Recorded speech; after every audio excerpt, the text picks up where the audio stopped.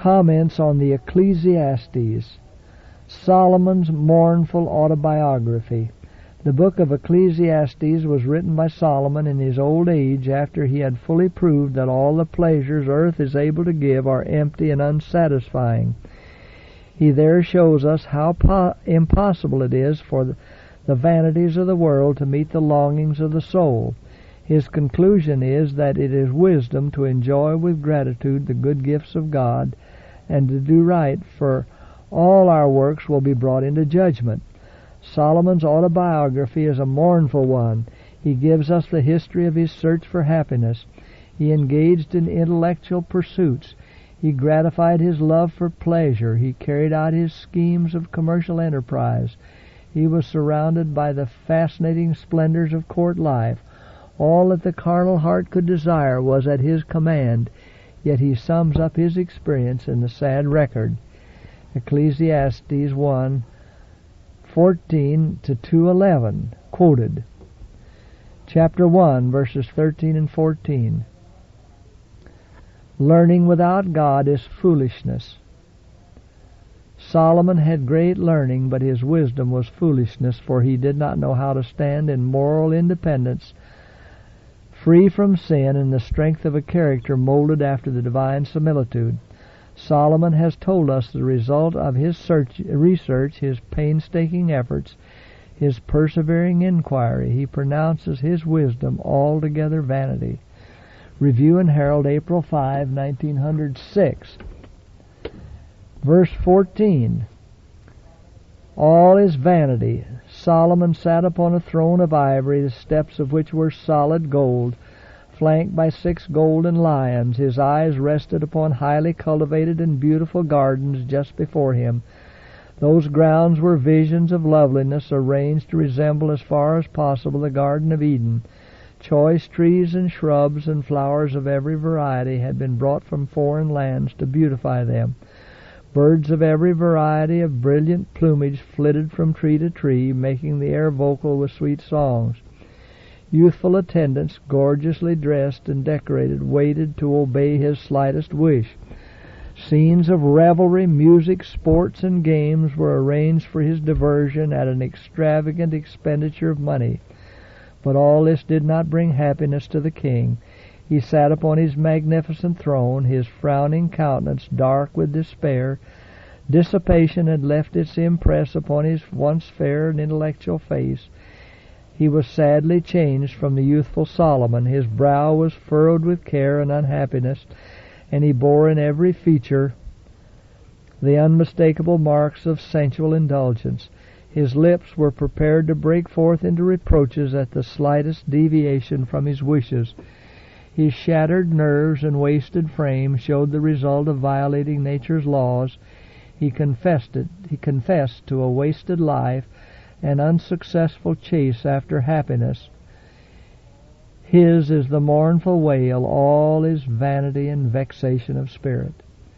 It was customary for the Hebrews to eat but twice a day, their heartiest meal coming not far from the middle of the day.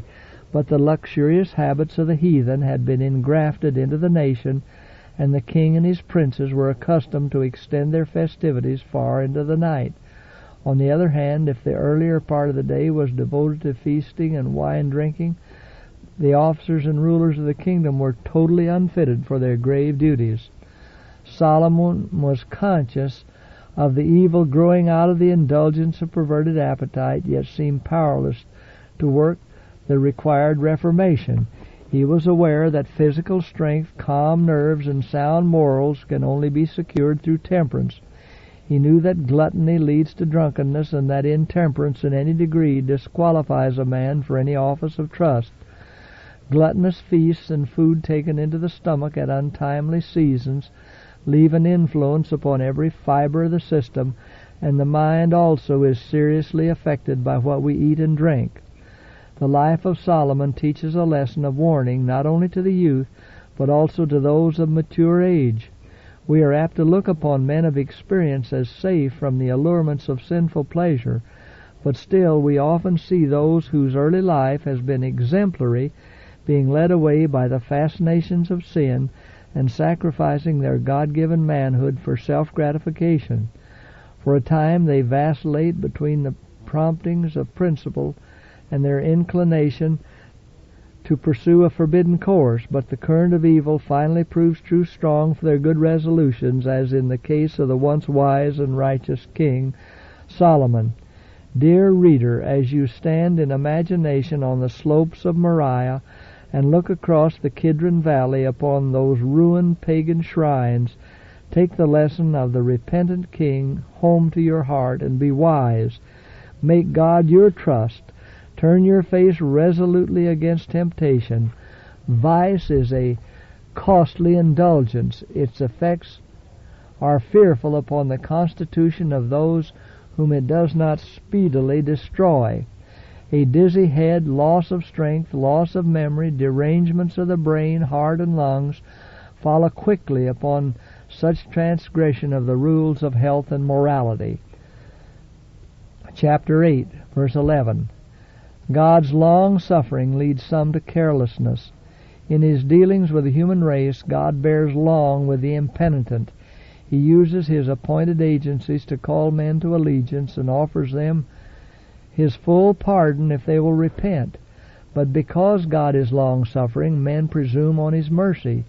Because sentence against an evil work is not executed speedily, therefore the heart of the sons of men is fully set in them to do evil. The patience and long-suffering of God, which should soften and subdue the soul, has an altogether different influence upon the careless and sinful. It leads them to cast off restraint and strengthens them in resistance. They think that the God who has borne so much from them will not heed their perversity. If we lived in a dispensation of immediate retribution, offenses against God would not occur so often. But though delayed, the punishment is none the less certain. There are limits even to the forbearance of God. The boundary of his long-suffering may be reached, and then he will surely punish. And when he does take up the case of the presumptuous sinner, he will not cease till he has made a full end. Very few realize the sinfulness of sin. They flatter themselves that God is too good to punish the offender, but the cases of Miriam, Aaron, David, and many others show that it is not a safe thing to sin against God in deed, in word, or even in thought. God is a being of infinite love and compassion, but he also declares himself to be a consuming fire, even a jealous God. Review and Herald, August 14, 1900. Every offense set down for reckoning. The death of Christ was to be the convincing, everlasting argument that the law of God is as unchangeable as his throne.